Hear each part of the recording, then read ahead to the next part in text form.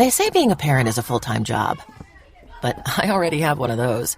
Luckily, I use Instacart to help me order everything I need while I'm stuck in meetings all day. So while Instacart is helping me get groceries, snacks for school lunches, and something for at-home happy hour, I get more time back to juggle my day job and my mom job. Save time by downloading the Instacart app or visit instacart.com to get $20 off your first order using the code INGREDIENTS20. Offer valid for a limited time. Minimum order $35. Delivery subject to availability. Additional terms apply.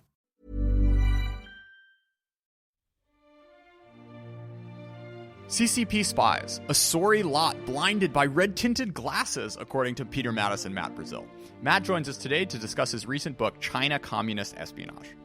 Matt, thanks for coming on China Talk. Well, I'm not a red eyeglass-tinted spy or anything. I'm just a historian. I was an Army officer early in my career and served a couple years in Korea and worked in export controls and in Washington in the Office of Export Enforcement, where our motto was export now, legally. And went on from there to the Foreign Commercial Service. I was 4 years in Beijing, doubling as an export control attaché, but mostly promoting tech trade between the U.S. and China. That was in the early 90s, post Tiananmen Square. And I ran all over China doing a lot of things that are called pre-license checks, which was the most fun job I've ever had, trying to determine whether consignees named on U.S. export license applications were making bubblegum or bombs with the controlled technology that we were considering allowing to be exported there. What was the answer most of the time? It was 50-50. It turned out that, of course, the number of military consignees in China in all the export license applications was well below 50%. But the various interagency deliberations that led to pre-license check applications were not bad in determining high-risk exports. Most recently, I've been starting up a second book, which will be a more narrative treatment of this topic, focused on the modern day. I'm also writing for a newsletter called Spy Talk. You'll find a number of stories about the national security state, including some new material on China that I'm working on practically every day. Let's kick it off with the founding of the Communist Party. What role did spies have pre-1945? Well, when the party was founded in July of 1921, in the words of Chen Yuan, who was one of the founding fathers of CCP intelligence, as well as the famous economist, of course, of the Mao years, the CCP didn't really have any idea about espionage or intelligence work. They had been trained in being clandestine by the Russians in the years leading up to the founding of the party and afterward. But they were taken by surprise in 1927 in April when the nationalists pulled a coup and tried to kill as many communists as they could. And so coming out of that, the party decided to make as one of its core businesses intelligence work, and they asked Zhou Enlai to found an effort. And so from there, Zhou Enlai, throughout the rest of his life, plays a game of trying to be in charge, often succeeding to be in charge of CCP intelligence in its various forms, but sometimes being displaced. Whenever Mao wanted him displaced, that was the overriding natural phenomenon or unnatural phenomenon in the case of Mao Zedong. They were pretty good at what they did, but they were often overwhelmed. In particular, they were overwhelmed after 1931 in April, again, when the chief of their spy service defected to the nationalist side. Never a good sign. Never a good sign, yep. Employee satisfaction was at an all-time low, especially way up high. But to be fair, Gu Shenzhang, a book about him in Chinese is Gu Shenzhang, the most dangerous traitor in the history of the Chinese Communist Party. Gu Shenzhang was caught in Wuhan and was given the choice: we can torch you to death or you can come over to our side. Now, some communists made the choice of the former, but Gu Shenzhang decided on the latter. And here we have a very interesting incident that tells us something about Zhou Enlai. because when Gu Shenzhang defected in Wuhan, he begged his captors to rescue my family. They're in Shanghai. They're going to be killed by the communists. They were a little bit slow at that, and Zhou Enlai coordinated the effort to murder the entire family, minus one baby who was left alive, and their bodies were buried under the bricks in some place in Shanghai, and was only discovered when the smell became too strong. Anyway, after that, things kind of fell apart in the cities. Their networks were largely rounded up by the nationalists. And indeed, if you look at some statistics that are put out by the nationalists, in 1931, they caught several thousand people. In 1932, they caught twice as many people. These are communists in general, Communist Party members in general, but also a lot of spies. So by 1935, the Chinese Communist Party decided it had to abolish their organization that they had started, which was called the Special Services Section. And it all reverted to the control of the people in the Red Army area in Jiangxi, because this is where everybody fled to, who could flee anyway. That included some major figures in CCP intelligence, including Li Kenong, who went on to become the leader of PRC intelligence after 1949. But they recovered, partly in thanks to a vile and reviled figure, Kang Sheng, who was brought back to China by Stalin. He had been in Moscow as a delegate to the International. He was brought back, and he was a good organizer.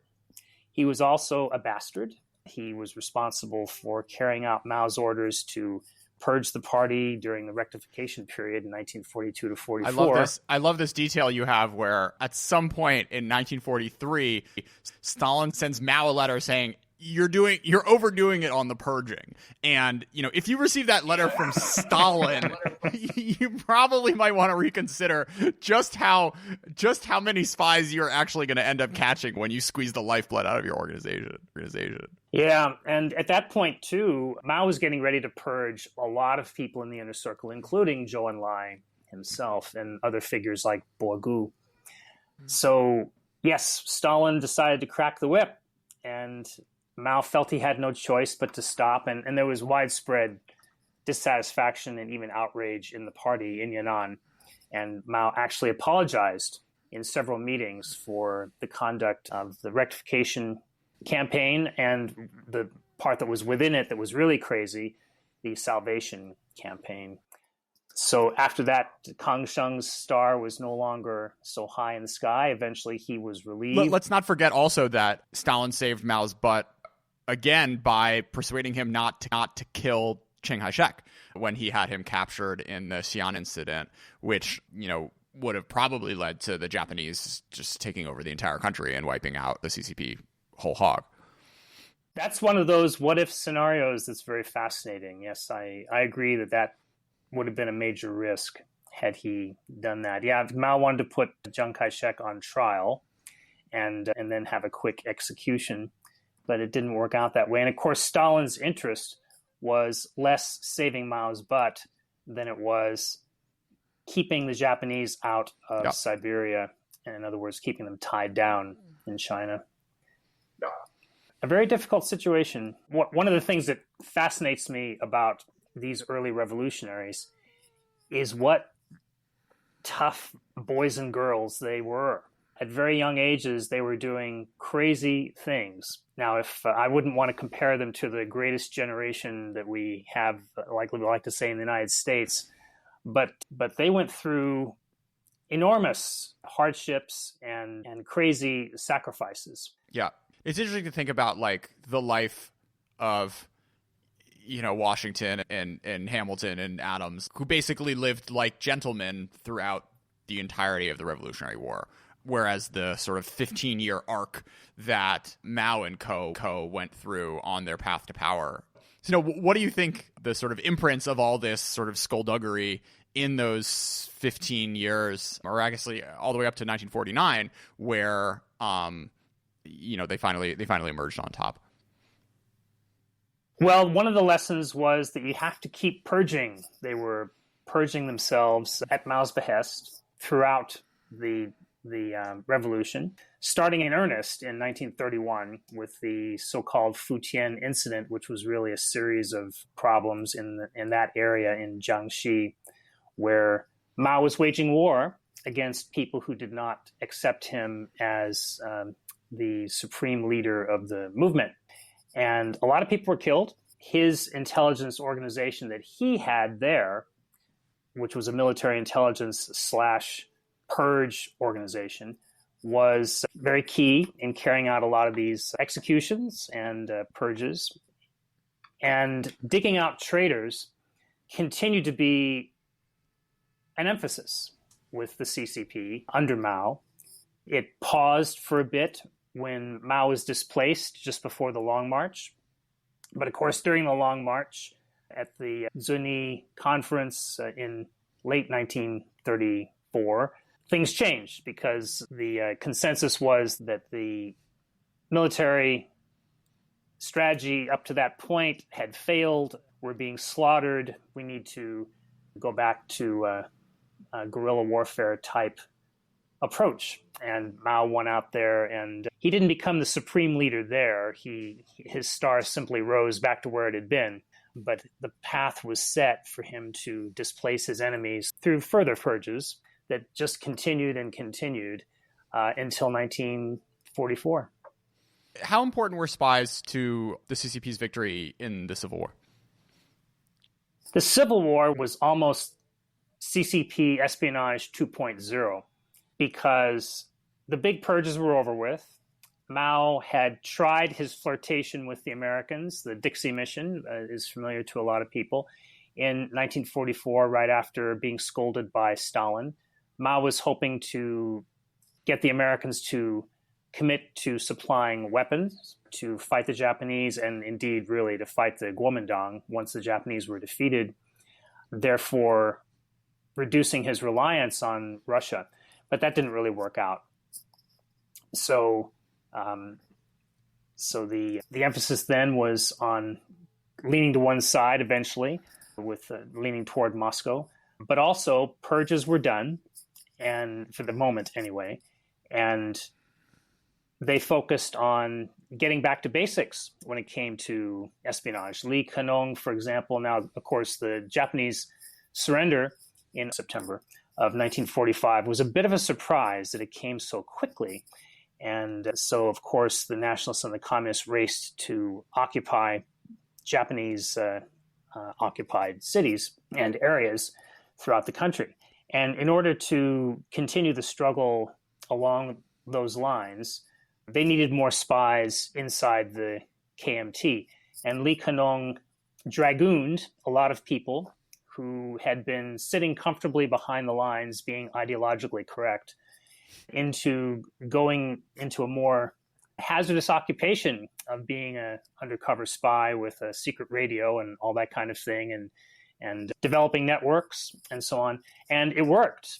By the time that the nationalists retreated, really by the time of 1948, when inflation took off, something else that had taken off was communist spies within the KMT and within their army.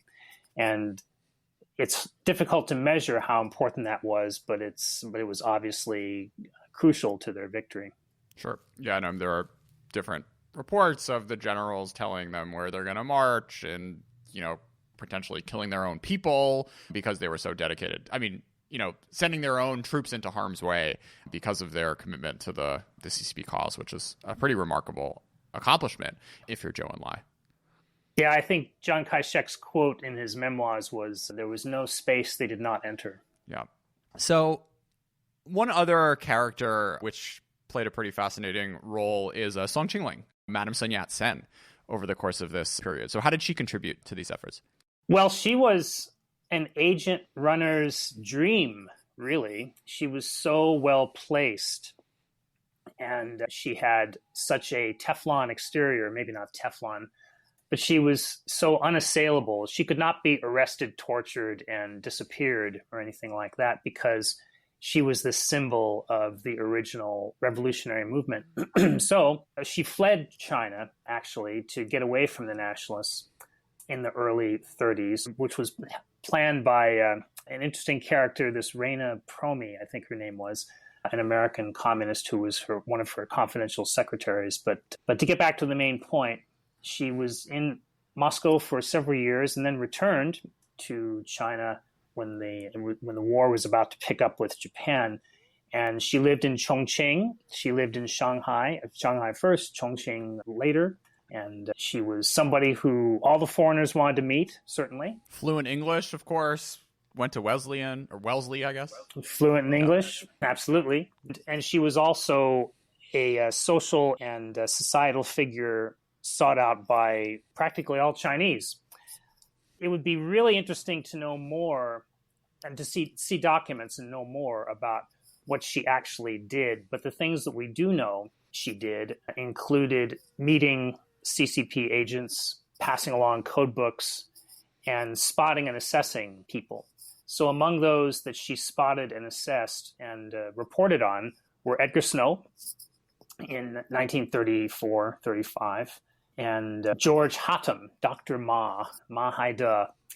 So she assessed and reported on them and passed them along to communist agents who took them, they traveled together, took them to Bao'an, which was the pre-Yan'an, of course. Yan'an was not occupied by the communists until after the war started with Japan, and they negotiated that with the nationalists.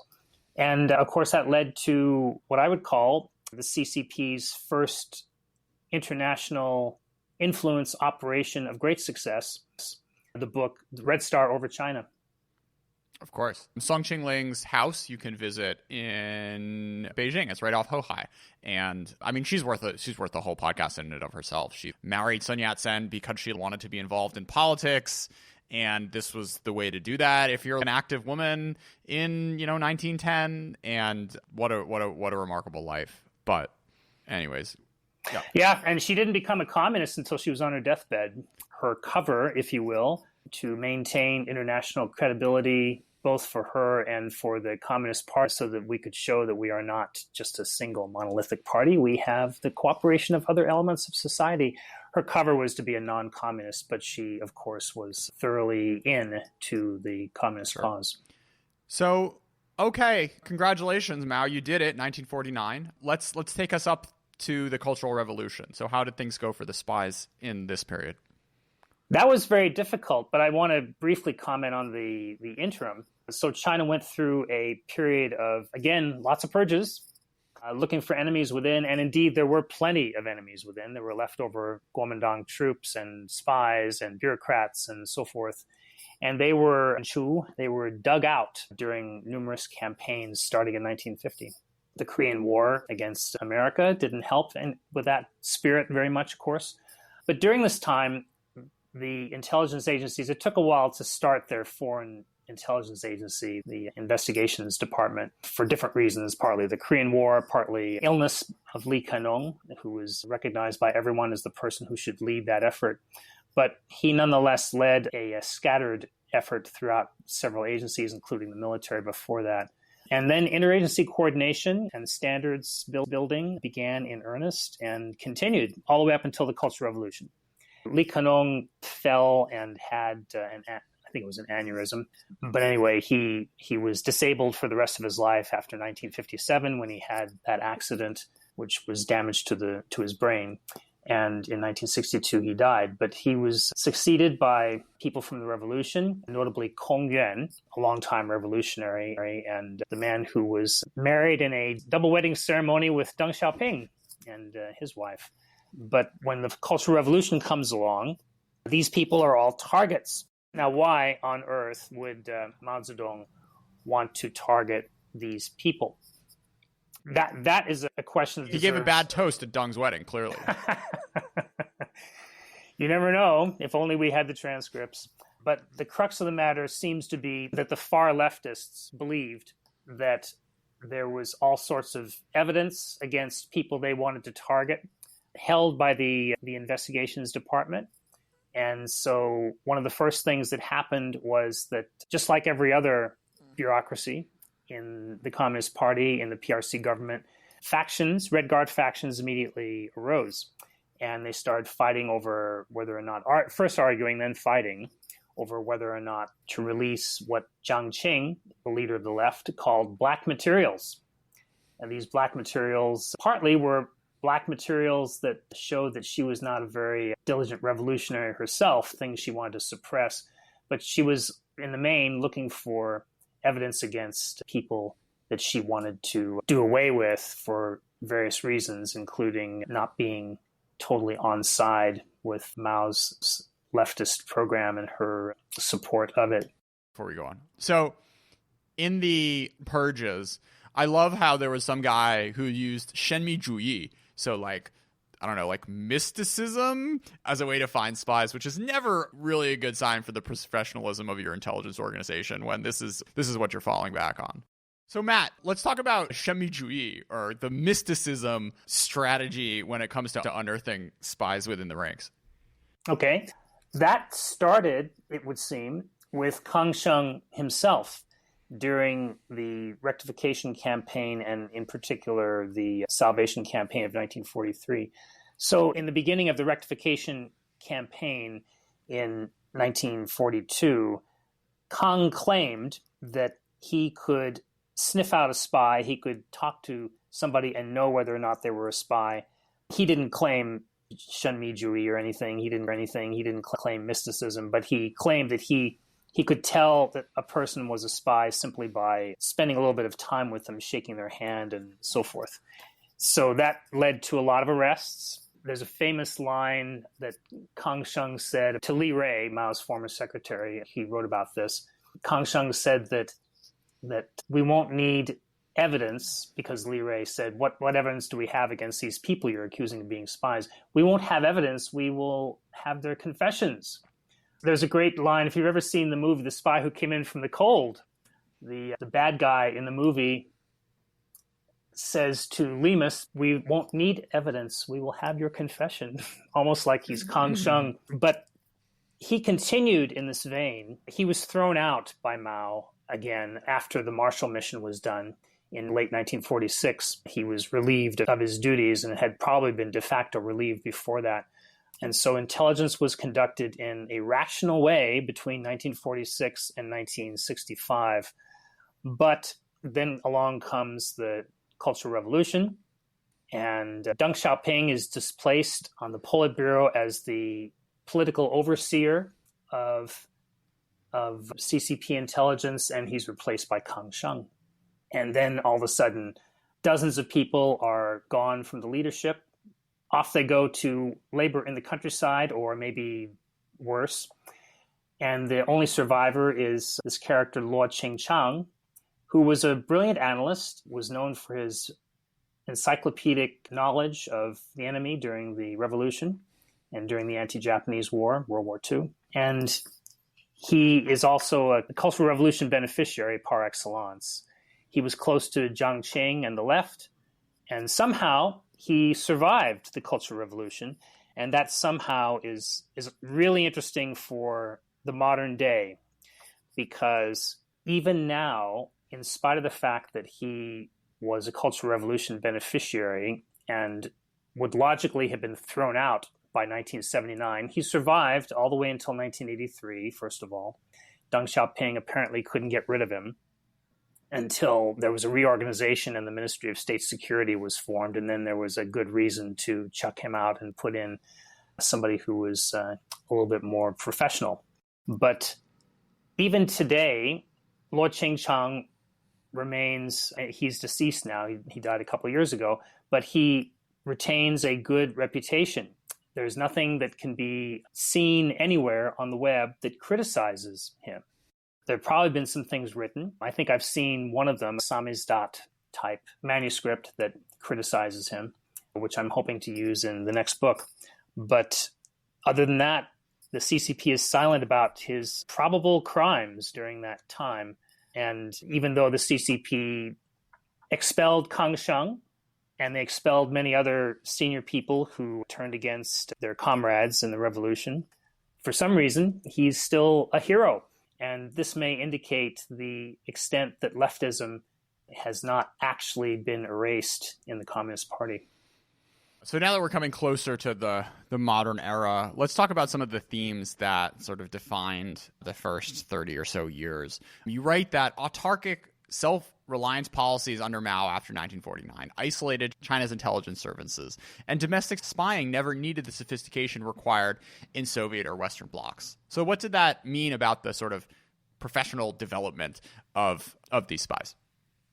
There was a concern that the intelligence services should not be used in the same overarching way as the KGB was used by Stalin, and indeed the way they were used all the way up until the end of the Soviet Union. That is, that they had this wide-ranging set of responsibilities everywhere. They controlled the borders. They did internal policing. Their different directorates had many different functions, and of course they had the Foreign Intelligence Service as well. However, with foreign intelligence for the CCP, they kept a leash on it. They didn't do much internally. They were employed overseas, and they were largely in embassies, but they were also running some very successful operations like the Jin Wudai, the Larry Wu Tai Chin operation, which lasted all the way from 1947 until he retired from a part of the CIA in 1983, and he was caught in 1985. But they were limited. They did not have the reach that they have today, and I can't really explain much beyond that. I think that requires a lot more study to more fully understand. So, Matt, before we go into Reform and Opening Era, we can't miss talking about the Princess Kashmir bombing case, which I learned about for the first time in your book. So what the hell was going on with this? That's a great controversy today. And what was going on was that the nationalists had the brilliant idea that they would assassinate Zhou Enlai by putting a bomb aboard an Indian airliner that was going to take Zhou Enlai from Hong Kong first to Jakarta and then to Bandung for the Bandung Conference in 1955. Partly because they'd wanted to get Zhou Enlai for a long time and were looking for an opportunity, and they didn't have much on the mainland. Their operations on the mainland were almost nil. They were all caught very early on, and when they tried to drop in agents in eastern China, they all failed. It was like the British trying to go into Albania. It just didn't work out. They're all compromised before they got anywhere. They saw this opportunity, and apparently CCP intelligence learned about it, and Zhou Enlai changed his travel plans. But for reasons that are still unclear, maybe having to do with a cold-blooded measurement of return on investment, so to speak, deciding that they didn't want to have sources and methods compromised, perhaps, they decided to let that flight go ahead. Or the potential PR gain of these evil nationalists killing folks, right? Yes, that's certainly a possibility as well. And so they let it go. Zhou's personal driver was on board that plane that went down over the ocean. And so were a bunch of Chinese press correspondents and foreign correspondents. Foreigners who were foreign correspondents as well were killed, and most of the crew was killed in that thing. So the bomb was placed in one of the engines. The pilot lost control as he was trying to ditch into the ocean. And I think all but 3 people were killed in that crash. So there's been a lot of writing about this. We tried to summarize it in the book. The communist side has ignored the critical element here, that Zhou Enlai changed his mind and got on and changed his travel plans and went ahead with this, even though they knew what was going on. And in the accounts written by the communist side, they just skip past this and ignore the obvious contradiction. If you knew about this, why didn't you just stop the flight and save a bunch of lives? So, yeah, it is certainly possible, not only that they wanted to avoid compromising sources and methods, but as you say, they wanted a propaganda win. And indeed, when Zhou Enlai was at the Bandung conference. Everybody wanted to see him and touch him and listen to what he had to say at a much, much higher rate of attention, in part because of this incident. So let's take us closer to the present days. So how does the rebuilding process go over the next few decades after Deng gets in charge? It wasn't bad, but it was also marked with corruption. And that gradually built up, of course, as reform and opening picked up and business opportunities also picked up. There were opportunities for corruption. But the impetus to start a new organization in 1983, and Zhou Enlai, who was then premier, if I recall correctly, he was the one who gave the speech at the meeting where this was proposed. And he said, there are so many foreigners coming to China now, and there's so many people who want to spy on us that we have to change direction. We have to coordinate this stuff better. We need a Ministry of State Security to take care of this. And it's called state security in English, I think, for a good reason. Now, the Chinese now like to call it their Ministry of National Security, but I think that's a misnomer, because state security is one thing, national security is another. When we think of national security, we think of foreign threats and protecting our interests overseas and the safety of our citizens and our borders and that sort of thing. But state security, I think, is what the Chinese are thinking of, and that's a little bit different. Peter Mattis has written about this, and several other people have too. State security is a bit different, and that is the security of the Communist Party's rule, the security of the state itself against internal enemies. We're a lot less focused on internal enemies around here. People tend to swear an oath to the Constitution and actually tend to mean it, with a few exceptions here and there. But in China, they're really concerned with prolonging the rule of the Communist Party. And that's where state security comes in. And that indeed was the primary focus of work for MSS, was protecting the state against the party state, against internal enemies and enemies that come from outside and want to subvert the Communist Party's rule.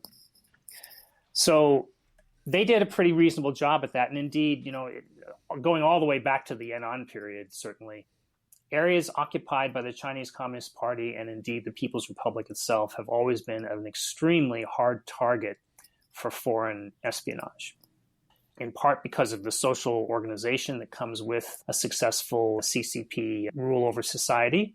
And they did a great job. They were catching spies right and left. The Americans managed some successes, certainly. Yu Changsheng, for example, the man who was a mole inside of the new MSS and gave the Americans clues that led to the apprehension of Larry Wu Tai-Chin, was an exception. And you can't avoid those sorts of things. There have to be some successes here and there. And indeed, if you read James Lilly's book, China Hand, he hints at some successes in the 80s and into the 90s. Yeah, that one made no sense. I was really confused because this guy's bragging about, oh yeah, we're doing these dead drops, and you're like the only white person walking around Beijing. It seemed pretty hard for him.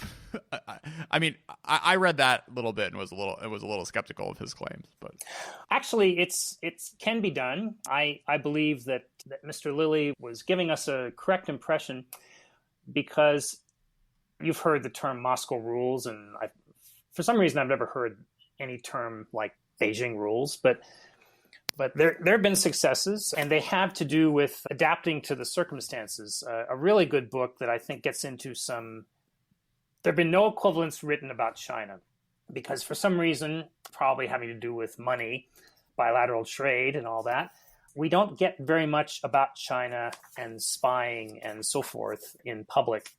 But there have been cases that illustrate that it's possible to run agents under these very difficult circumstances. For example, a really good book I'd recommend is David Hoffman's The $1 Billion Spy, which was about the CIA running a man who gave them information about Soviet defense systems for a long time. And there's stories in here, for example, about a group of 4 people, 2 CIA officers, 2 spouses, getting into a car, and they have that famous blow-up, pop-up doll device, whatever it's called, that sits in the front seat and looks like a person. So they go around a corner, and they're being followed by the KGB, of course. They go around a corner, they come to a screeching halt, the man in the passenger seat gets out, and up comes the blow-up spy doll. And then off they go. And he hides in a doorway, and the KGB goes past him, and hey presto, he's out there not being tailed. And he goes to his agent meeting. So they've developed these sorts of things, and of course these spy versus spy competitions go on, and they managed to have some successes. Now, of course, in 2010 to 2012, something north of 20 people who were CIA agents, that is, spies being run by CIA officers, local people, were rounded up and shot in the back of the head by the Chinese side, which is an interesting thing beyond the tragedy itself. It's very interesting that the Chinese side sees spying as this existential threat that must be stamped out with all cruelty and efficiency. Whereas in this country and in other Western countries, spies are a nuisance. We catch them, we put them in jail. We even have a prominent individual who is running an organization that advocates for helping people who are spies to come out of the closet, confess, and be treated with leniency, the noir.usa. We view it as something where somebody should be put in jail and reformed and then released, or maybe traded away to the other side. But the Chinese want to stamp them out, which is a legacy of the revolution. So another legacy of the revolution is this sort of tension between red versus expert, which we've talked about a little bit in the Cultural Revolution context. But you write that intel units are bastions of faith in the CCP to the detriment of their effectiveness.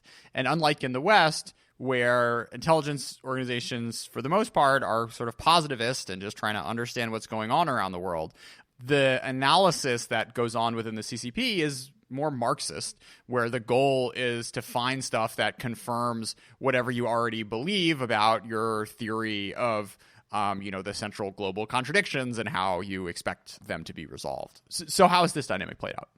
I think it's just as much of a human thing as it is a Chinese communist thing. And the reason I say that is that here in the United States, for example, there are things that a politician must say in public and there are things that they might say in private that if they become public, become scandalous, even if they are realistic things, because we're a democracy and we have voters who are lightly informed in many cases, and these lightly informed voters are offended sometimes if you talk too realistically about international affairs.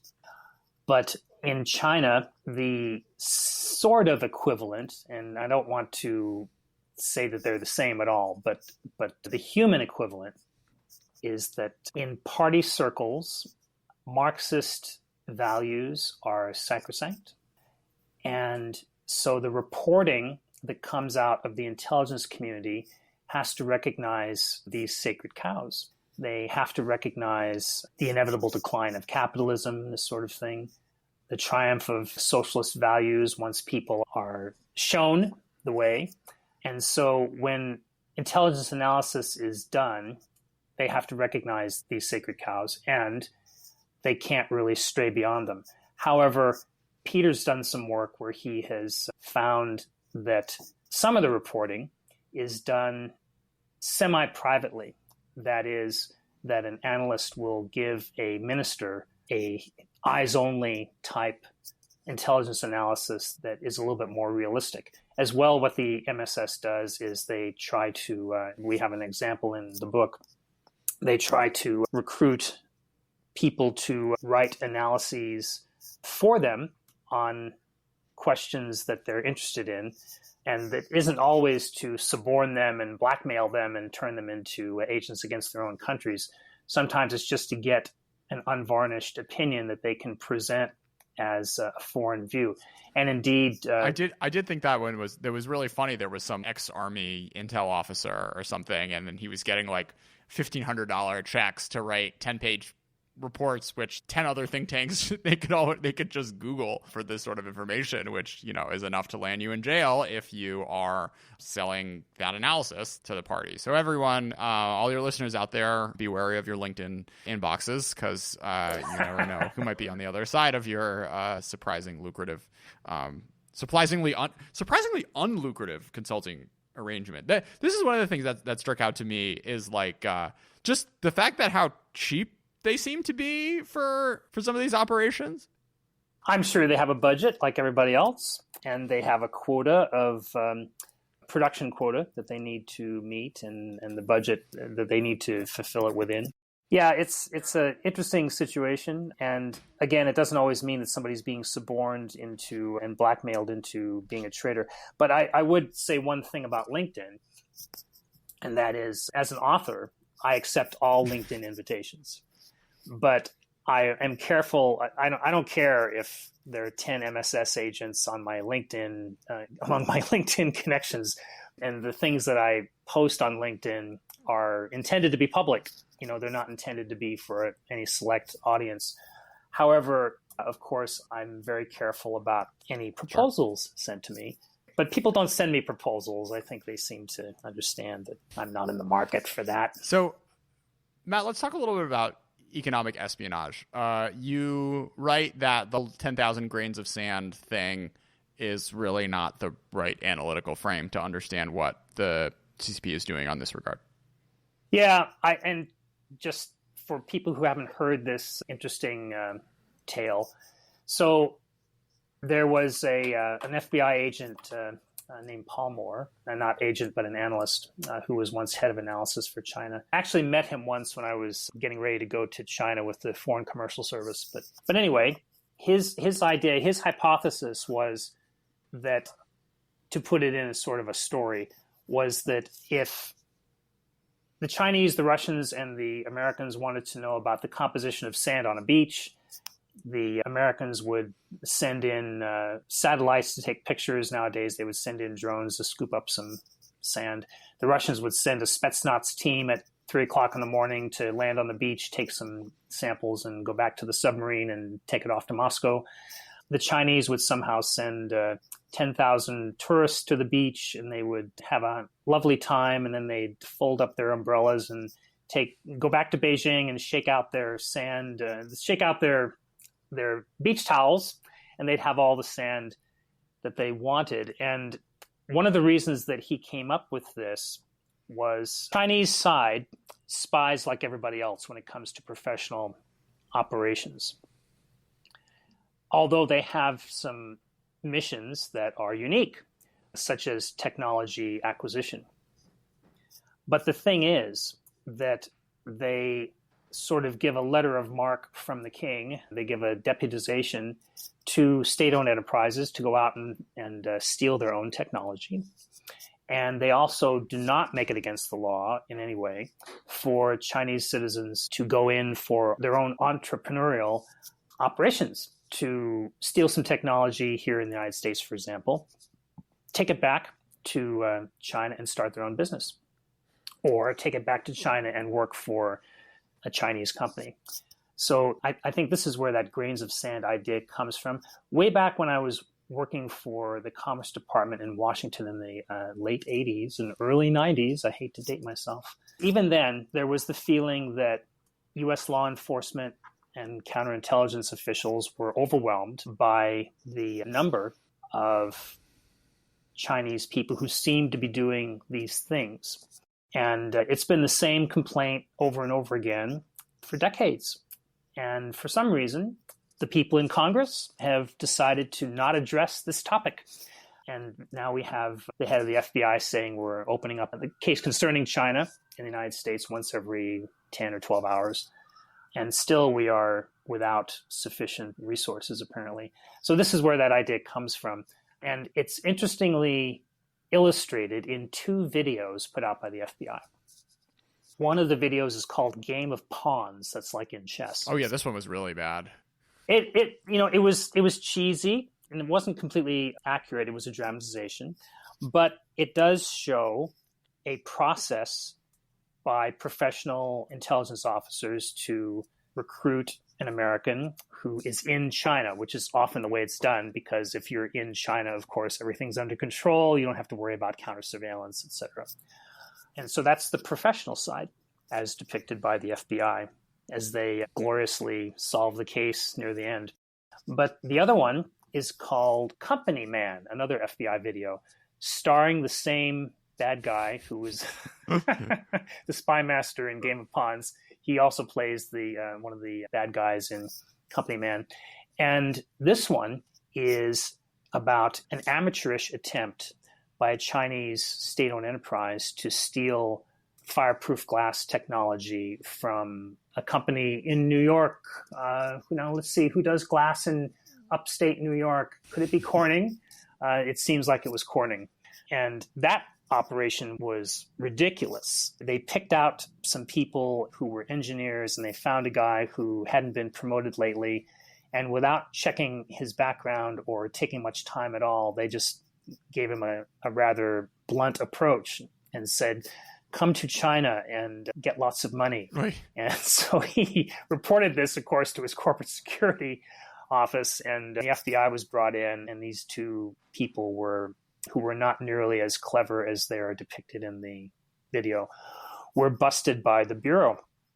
So there's that. And another interesting case, which I think is just going to trial now, is the case of Xu Yanjun, the Jiangsu State Security Bureau deputy chief of the 6th section of the Bureau, was running a fairly decent operation where he was trying to get the secrets of carbon blade fan technology for extra hot, extra fast engines from General Electric, that is aircraft engines. And this is something the Chinese have been trying to do for decades, to get that particular technology. Because, if jet engine is burning really hot because it's fast, if you don't cool those fan blades, they melt. And engineering them to do that, if they're metal, is a real challenge, but the carbon fan blade technology apparently allowed that to be done in a much simpler way, or allows it. So Xu corresponded by email with several people, apparently. The actual number seems to be unknown. Brought one or two of them to China, I think one guy in particular, to China to lecture about carbon fan blade technology, and then proposed that they meet in a third country, Belgium. What a choice. They meet in Belgium, and he would bring his company computer, his laptop, with him, and they would get a hard drive and copy everything from his hard drive onto this other hard drive, and go home to Beijing and have all these GE secrets of how to design these engines. Bad country to pick.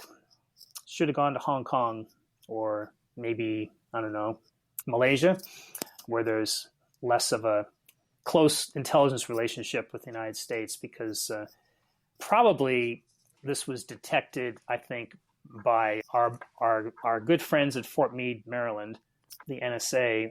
I'm just guessing here, that they figured this out, reported it, gave it to the Bureau, and then liaison was made. And when Xu landed in Belgium, he was nabbed and quickly sent to the United States. And interestingly, the Chinese side did not make a big deal out of this.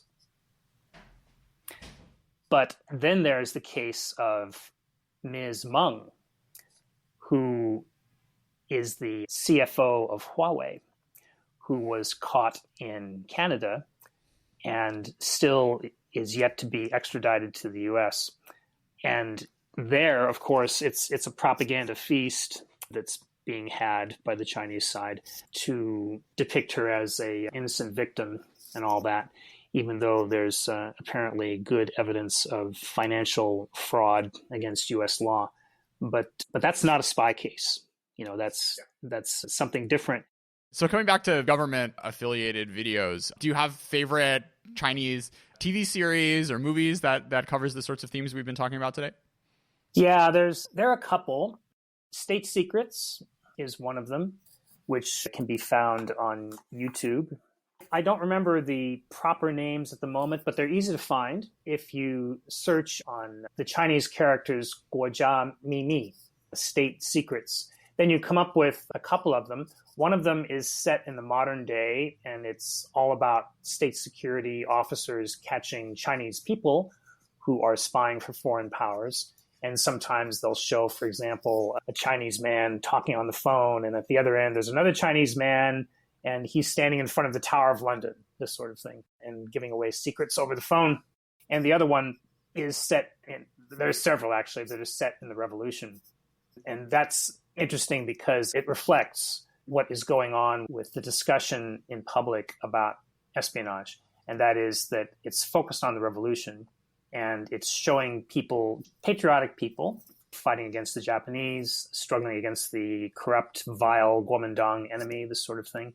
And that carries over to the one or two modern day type series where people are struggling against corrupt and vile internal enemies who would betray China, who would be Hanjian, race traitors, and Pantu, renegades, spying for Taiwan, that sort of thing. So Matt, let's do a few minutes on supercomputers. How about it? So supercomputers are a very interesting topic.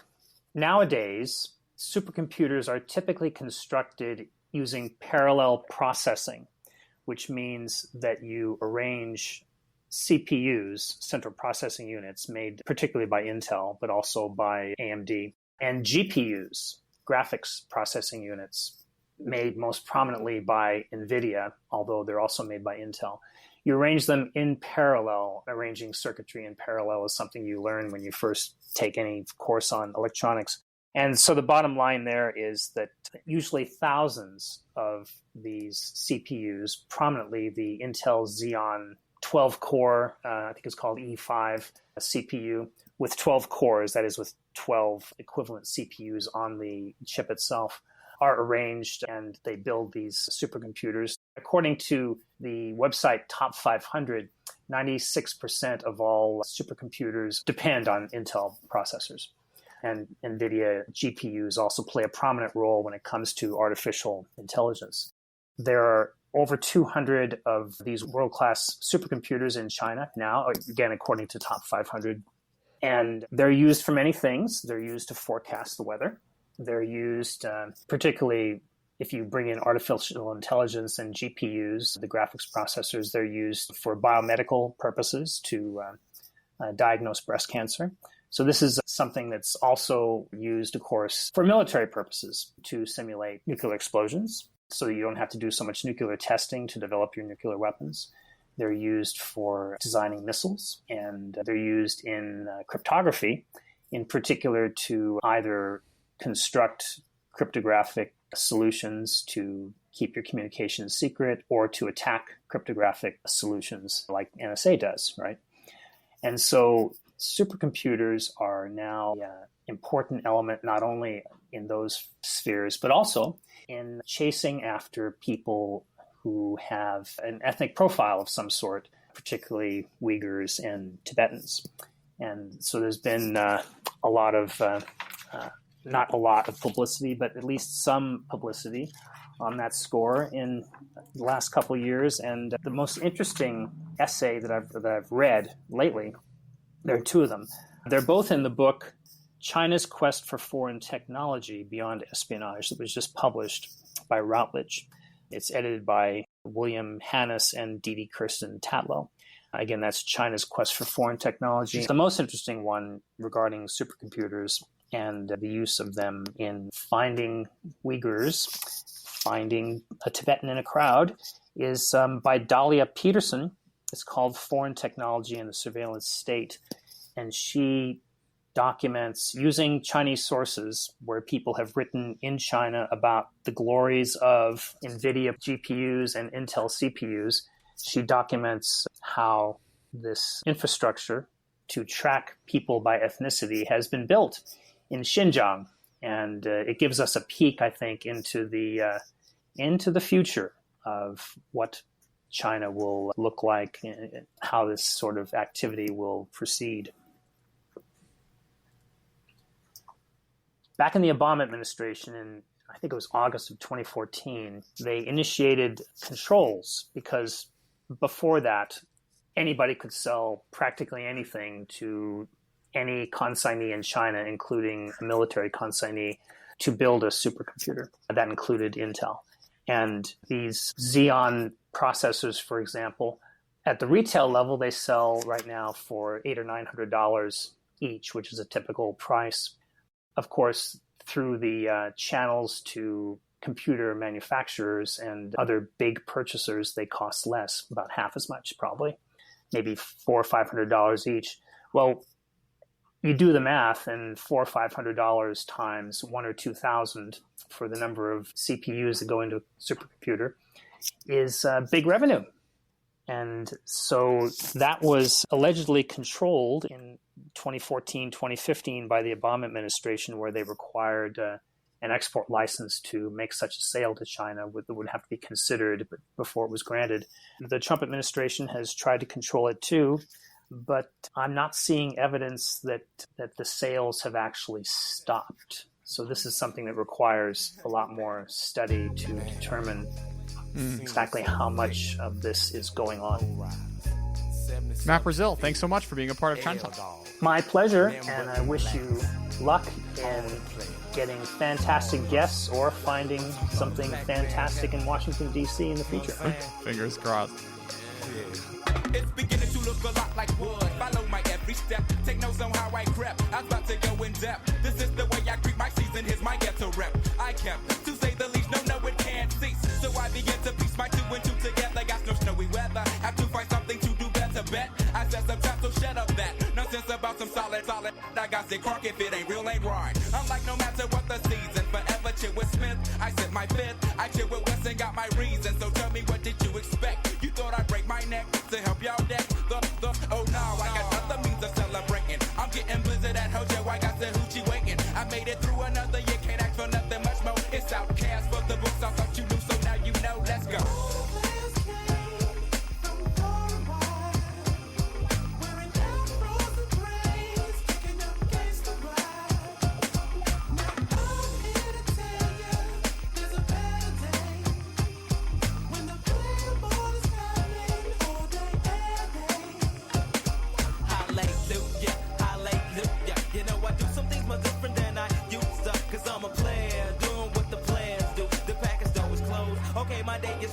This is ridiculous. I'm getting serious. I'm getting curious because the house is smelling stank. The chitlins old as vicious. I make no wishes because I'm mobbing folk niggas in the back. Getting tipsy off the noggin. High as hell off the contact smoke. They having a smoke out in my backseat. They passing the urban running verses because it's in the air. I hit the parks. I hit the cuts. I'm hitting switches because I'm switching from side to side. Looking for holy snitches. I'm wide open on the freeway. My pager broke my vibe because a junkie is a junkie 365.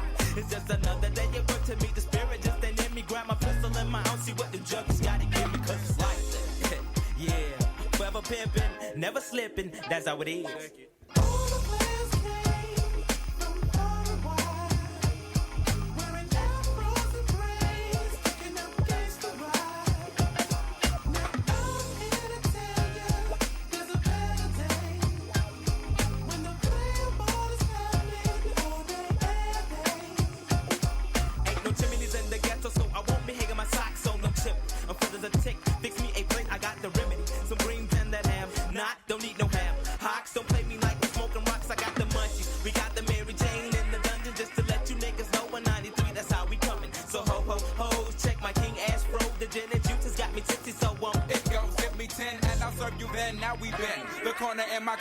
My heart does not go pity pat for no rat. I'm leaning back, my elbows out the window. Coke, rum, and endo fills my body. Where's the party? We rode deep, we dipped to underground seas. A lot of hoes around. I spit my game while waiting countdown. I fight for 1, 3, 2, here comes the one. A new year has begun, P-Funk spark another one.